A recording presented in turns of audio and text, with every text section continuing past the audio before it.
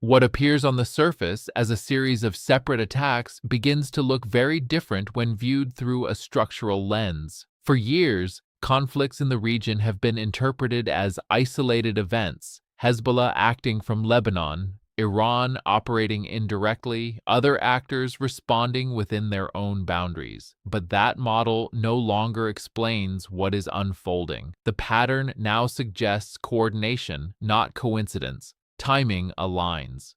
Pressure is applied simultaneously across multiple fronts. Actions that once seemed reactive now appear pre-calculated, part of a broader design rather than spontaneous escalation. This shift toward coordination reflects a deeper strategic evolution. Instead of relying on a single decisive confrontation, the approach disperses pressure across space and time. Iran does not need to engage in a full-scale direct war to alter the balance. By enabling, synchronizing, and amplifying the capabilities of allied forces like Hezbollah, it creates a networked form of power projection. Each node in this network operates locally but contributes to a larger operational picture. The result is a battlefield that is no longer linear. It becomes layered, overlapping, and far more difficult to predict or control. Hezbollah's role within this structure is particularly significant. It is no longer just a deterrent force positioned along Israel's northern border. It has transformed into a key component of a coordinated system designed to stretch Israel's military capacity. When large-scale rocket barrages are launched, the objective is not simply to inflict damage. It is to force a response, to activate defense systems, to consume resources, and to create openings elsewhere. In isolation, each rocket may have limited impact. But collectively, and when synchronized with other forms of pressure, they become part of a larger strategic mechanism. At the same time, Iran's involvement operates on multiple levels. There is the visible layer, missile launches, public statements, overt displays of capability. But beneath that lies a more subtle layer of coordination, intelligence sharing, timing alignment, and strategic signaling. These elements are harder to detect, but they are what transform separate actions into a cohesive campaign. The effect is similar to an orchestra. Individual instruments produce sound, but it is the synchronization that creates structure and meaning. Without coordination, there is noise. With coordination, there is strategy. This model introduces a new kind of challenge for Israel. Traditional military doctrines are built around identifiable threats with clear origins. A missile is launched from a known location. A response is calculated accordingly. But when multiple actors operate in coordination, attribution becomes less useful. Even if each action can be traced back to its immediate source, the overall pattern points to something more complex. Responding to one node does not neutralize the system. It may even trigger responses from other nodes, creating a cycle that is difficult to break. The concept of multi-front pressure is not new in military theory, but its application here has unique characteristics. It is not just about opening multiple battlefields, it is about synchronizing them in a way that amplifies their combined effect. When rockets are launched from the north while tensions rise in other monadic, the goal is to divide attention, to stretch resources, and to complicate decision-making. Each front demands focus, but no single front provides the full picture. The result is strategic ambiguity, where the scale and direction of the threat remain constantly shifting. Another important aspect of this coordination is timing. Actions are not random. They occur in sequences that maximize impact. A barrage of rockets may coincide with political developments, diplomatic tensions, or economic vulnerabilities. This alignment increases pressure not just on the military level but across multiple domains. It turns isolated incidents into moments of compounded stress, where the response required is not only immediate but also multidimensional.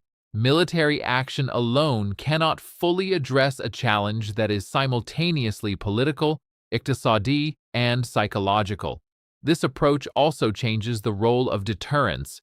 In the past, Deterrence relied on the ability to impose unacceptable costs on a single adversary. But when that adversary is part of a network, the calculation becomes more complex. Costs can be distributed, absorbed, or redirected. A strike against one actor may not deter the others. In some cases, it may even reinforce the network's cohesion as each component reacts to perceived mushtaraka threats.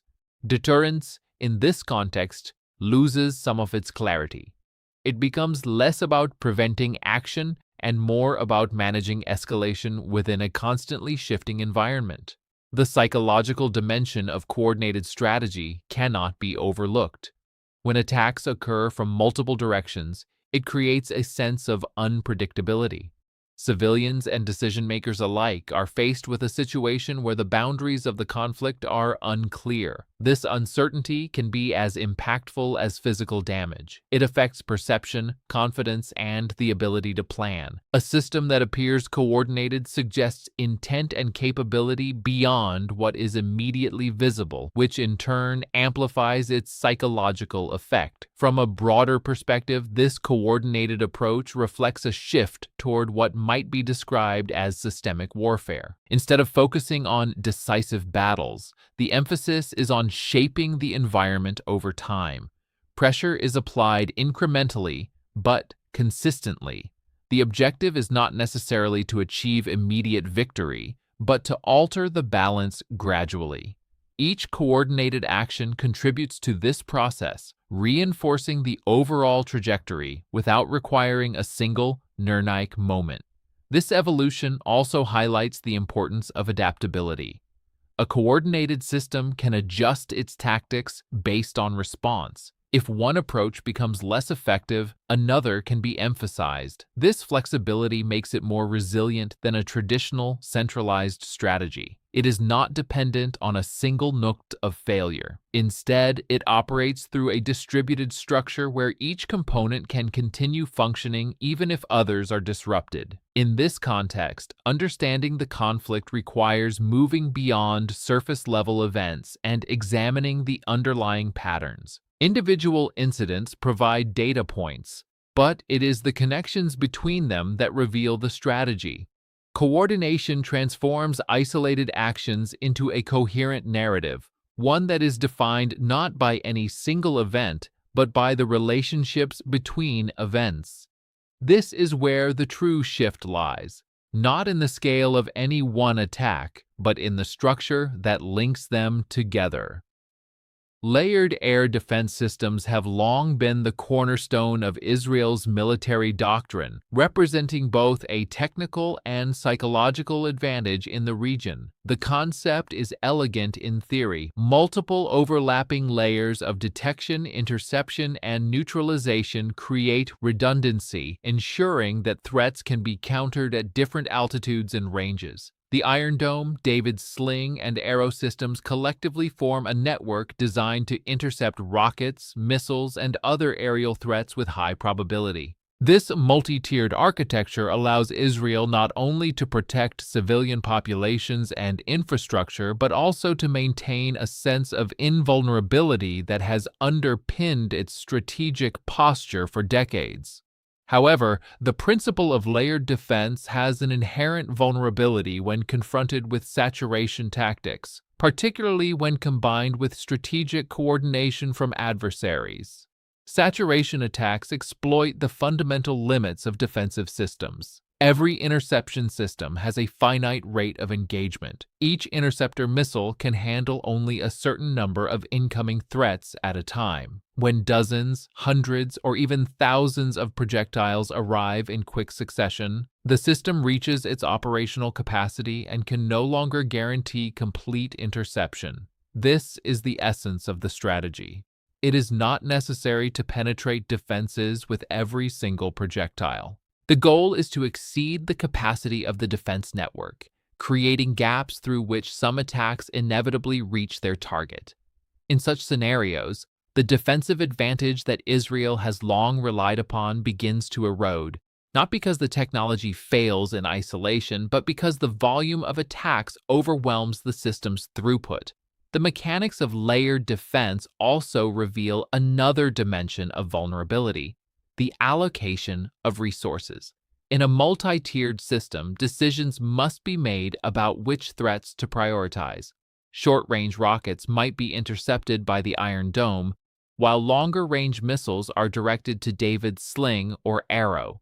Saturation attacks force decision-makers into a triage process, choosing which projectiles to engage based on projected impact, trajectory, and risk to populated areas. Each decision carries trade-offs, and the adversary can manipulate these choices to achieve maximum psychological and operational effect. The system's sophistication becomes a double-edged sword, providing flexibility under normal conditions but creating potential points of strain when the pace and density of attacks escalate. Technological sophistication alone cannot fully mitigate the pressures of saturation. While interceptors are highly accurate and radar systems are advanced, the physical and temporal limits remain. Detection, tracking, targeting, and launch sequence all require time measured in milliseconds, yet even the shortest delays can allow multiple threats to penetrate. Furthermore, saturation attacks can be diversified in nature, combining rockets, drones, and missiles with varying flight profiles and speeds. This heterogeneity increases the cognitive and operational burden on defense operators, making coordination more challenging and reducing the efficiency of interceptions. The system is designed for predictable, manageable threats. When confronted with complex, high-volume attacks, it faces stress points that can quickly multiply. Saturation attacks also exploit the psychological component of defense. A defense system's effectiveness is not only measured by physical interceptions, but also by the perception of protection it creates among the civilian population and decision-makers. Each successful interception reinforces confidence. Each successful penetration challenges it. When multiple projectiles arrive simultaneously and the outcome of interceptions becomes uncertain, the perceived reliability of the system diminishes. This, in turn, affects public morale, emergency preparedness, and political calculations. Saturation tactics are therefore not only a technical challenge, but also a form of psychological pressure designed to test resilience under stress. Coordination of attacks across multiple fronts magnifies the impact of saturation. When threats are launched from different directions or combined with diversionary tactics, the defense system must distribute its resources accordingly. Israel's air defense doctrine relies on both predictive modeling and rapid response. Yet when attacks are synchronized across geographic axes, these models are stressed beyond their intended operational parameters. Simultaneous engagements force decision-makers to prioritize in real time, often under conditions of incomplete information. This creates opportunities for adversaries to exploit weak points, using timing and density as tools to bypass the nominal capabilities of the layered system. The evolution of saturation tactics is closely linked to technological developments in offensive capabilities. Precision-guided rockets, drones with evasive flight patterns, and missiles designed to exploit radar blind spots all contribute to the effectiveness of overwhelming attacks. By integrating these tools, adversaries create a composite threat that challenges both the technical and operational capacity of defenders. In essence, the layered defense system is designed to counter traditional, predictable attacks. Saturation tactics introduce variability, complexity, and volume simultaneously, fundamentally altering the engagement calculus. This dynamic also introduces strategic implications beyond immediate battlefield outcomes. Defense systems consume resources with every interception, particularly in high-volume scenarios. Interceptor missiles are expensive, requiring resupply and logistical support. When faced with sustained saturation attacks, the financial and material burden on the defense apparatus increases significantly, creating long-term strain. The adversary, by contrast, can achieve disproportionate leverage, achieving psychological, operational, and economic effects without necessarily achieving complete physical penetration. This asymmetry reflects a core principle of modern conflict. The combination of technical sophistication and tactical design can amplify impact far beyond the raw destructive potential of the weapons used. Another critical element is the temporal rhythm of saturation. Effective attacks are often orchestrated in waves rather than a single continuous barrage. By timing these waves to coincide with operational cycles, civilian activity patterns, or political events, adversaries magnify their effect. Each wave imposes a renewed cognitive and operational load on defense operators, eroding resilience over time. The cumulative effect is not simply measured in the number of rockets intercepted or missed, but in the strain placed on decision-making processes, morale, and the ability to maintain continuous readiness. Saturation tactics therefore challenge both the physical and conceptual foundations of layered air defense. They expose limits in capacity, introduce complexity in prioritization, exploit psychological vulnerabilities, and impose long-term strategic costs. While Israel's systems remain technically capable and historically effective, these attacks reveal that even the most advanced defense architectures are not impervious to sustained, coordinated pressure. They are designed to protect against discrete threats, not continuous high-density assaults executed with operational sophistication and strategic intent. Ultimately, the effectiveness of layered air defense under saturation conditions depends not only on technology, but also on doctrine, adaptability, and situational awareness. Success requires integrating real-time intelligence, predictive modeling, and flexible command structures capable of responding dynamically to evolving threats. It is not enough to intercept individual projectiles. The challenge is to manage the system as a whole, ensuring that the cumulative impact of attacks is mitigated across physical, psychological, and operational dimensions. Saturation attacks, therefore, redefine the battlefield, transforming it from a matter of technology alone into a contest of systems, strategy, and endurance. Israel's air superiority has long been a defining feature of its military doctrine and regional posture. For decades, the assumption has been that its skies are effectively uncontested, providing both a tangible defensive advantage and a psychological buffer for decision-makers and civilian populations alike. The ability to detect, intercept, and neutralize aerial threats before they reach critical targets has reinforced a sense of strategic invulnerability. This control over the aerial domain has allowed Israel to conduct operations with confidence, project power beyond its borders, and maintain deterrence against adversaries. Yet the recent escalation in coordinated attacks has begun to challenge this long-standing assumption, demonstrating that air superiority is not an immutable asset, but a dynamic condition that can be tested, strained, and in some cases, temporarily eroded. The erosion of air superiority is not solely a technical issue. It is deeply tied to the interplay between offense and defense. Air dominance has historically depended on a combination of advanced technology, operational readiness, and strategic predictability. When adversaries introduce novel tactics, volume attacks, and synchronized operations, the effectiveness of these systems is fundamentally challenged. In recent weeks, missile barrages and drone incursions from multiple directions have forced Israeli defense networks to operate at the limits of their capacity. Even systems with high interception rates cannot maintain absolute protection when faced with simultaneous high-density attacks designed to exploit the timing, speed, and trajectory of projectiles. Each engagement consumes resources and cognitive bandwidth, gradually eroding the margin of control that air superiority once guaranteed.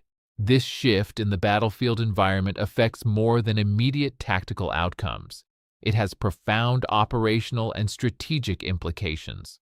Commanders must reassess the reliability of previously dependable systems and reconsider risk thresholds for both military personnel and civilian populations. Civil defense measures, emergency response protocols, and resource allocation strategies are all put under pressure, revealing that air superiority is as much about management and coordination as it is about technology. The psychological impact is equally significant. The perception that the skies are secure has been a critical element of national morale and strategic confidence. When breaches occur, even if limited in scope, the symbolic effect can outweigh the material damage, influencing public sentiment, political calculations, and the perceived credibility of deterrence. The nature of modern aerial threats further complicates the maintenance of air superiority. Adversaries now employ a mixture of rockets, precision-guided missiles, and unmanned aerial systems, each with distinct flight profiles and operational characteristics. By combining these tools, they create a multidimensional threat environment that challenges the predictability and responsiveness of traditional defense systems. The complexity of these attacks means that interception is no longer a straightforward technical calculation. It requires real-time decision-making under conditions of uncertainty, where each action has cascading consequences. Even minor lapses in coordination or timing can allow some threats to penetrate defensive layers, demonstrating the inherent limits of air control in the face of adaptive adversaries. The strategic consequences extend beyond immediate defense. Air superiority has historically allowed Israel to project power, conduct precision strikes, and shape the operational environment to its advantage. Erosion of this control forces a re-evaluation of offensive options as the costs and risks associated with aerial operations increase. Pilots, ground forces, and planners must operate with heightened awareness of potential vulnerabilities, and contingency plans must account for scenarios in which air dominance is temporarily compromised. This recalibration is not merely reactive, it reshapes strategic calculations, influencing the timing, scale, and objectives of military operations. Additionally, the erosion of air superiority exposes systemic vulnerabilities that go beyond military hardware. Command and control networks, intelligence gathering, and coordination mechanisms are all tested under high-stress conditions. As adversaries exploit gaps and challenge response times, the interconnected systems that underpin air dominance are forced to operate under strain. The result is a situation where the effectiveness of air control is contingent not only on technology but also on human decision-making, organizational resilience, and the ability to anticipate and respond to evolving patterns of threat. In this sense, the challenge to air superiority is both technical and cognitive, requiring a holistic approach to defense. The symbolic dimension of air superiority cannot be overstated. Control of the skies has long conveyed a message of strength and deterrence, signaling to adversaries that aggression will be met with swift and decisive response. When this perception is challenged, even temporarily, it has implications for strategic credibility. Adversaries gain confidence, domestic stakeholders question assumptions, and the balance of influence shifts subtly but perceptibly. This psychological aspect amplifies the impact of tactical breaches, demonstrating that air superiority is not merely about the physical ability to intercept threats, but also about sustaining a perception of invulnerability that underpins broader strategic goals. Historical precedent illustrates the fragility of air dominance in dynamic conflict environments. Across multiple conflicts, technological superiority alone has not guaranteed uncontested control when faced with innovative tactics, saturation attacks, or coordinated multi-front operations. The lessons from these cases highlight the importance of adaptability, intelligence integration, and operational flexibility. Israel's current situation exemplifies these principles. While its systems remain advanced, the evolving tactics of adversaries necessitate continuous reassessment and adaptation to preserve the operational edge. This evolving context also affects broader regional and geopolitical calculations. Air superiority is closely linked to deterrence, force projection, and strategic influence. When the perception of uncontested control diminishes, adversaries may be emboldened to escalate attacks or expand the theater of conflict. Allies and partners may reassess their strategic assumptions, while neutral observers may interpret breaches as signs of vulnerability. The cumulative effect is a dynamic where air superiority is not static but constantly negotiated, challenged, and reaffirmed through both technical performance and strategic signaling. In practice, maintaining air dominance under these conditions requires an integrated approach that balances technology, human decision-making, and adaptive strategy. Interception systems must operate seamlessly with intelligence inputs, predictive models, and flexible command structures. Operators must manage cognitive load, resource allocation, and real-time decision-making under pressure. Planners must anticipate evolving threats and adjust tactics accordingly, recognizing that adversaries are capable of learning and adapting as rapidly as defensive systems can respond. The challenge is systemic, encompassing every level of military, civil, and strategic operations. Ultimately, the erosion of air superiority illustrates the complex interplay between technology, strategy, and perception in modern conflict. It underscores that dominance is not a permanent condition, but a state of continuous management, vulnerable to coordinated, adaptive, and high-volume challenges. In this evolving environment, Israel's historical advantage in the skies is tested not merely by the physical capabilities of missiles or interceptors, but by the integration of tactics, coordination, and the ability to sustain confidence under pressure. The consequences of this shift extend far beyond the battlefield, influencing decision-making, strategic posture, and regional calculations in profound and enduring ways.